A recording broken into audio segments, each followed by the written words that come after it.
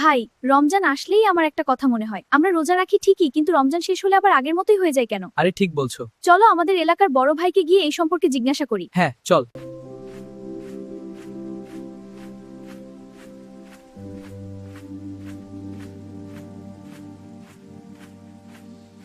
আরে কি অবস্থা তোমাদের? বড় ভাই, একটা কথা জিজ্ঞাসা করব। বলো বলো। আমরা রমজানে রোজা রাখি, গুনাহ না করার চেষ্টা করি, কিন্তু রমজান শেষ হলে আবার আগের মতো হয়ে যায়, এটা কেন হয়? খুব ভালো প্রশ্ন। শোনো, রোজা রাখলেই সব ঠিক হয়ে যায় না। রোজা আমাদের শেখায় কন্ট্রোল, আর কন্ট্রোল না শিখলে রমজান শেষ হলে পুরনো অভ্যাস ফিরে আসে। কন্ট্রোল মানে? তিনটা জিনিস কন্ট্রোল করলেই অনেকটা বদলে যাবে। সহজ করে বলছি। প্রথমটা কথা। রোজায় শুধু খাবার বন্ধ না, খারাপ কথাও বন্ধ। গালি, ঝগড়া, কারো পেছনে কথা, এসব বন্ধ। ঠিক আছে। দ্বিতীয়টা? দ্বিতীয়টা নামাজ। রমজানে অনেকেই ভালো শুরু করে, পরে আবার নামাজ ছেড়ে দেয়। আর তৃতীয়টা?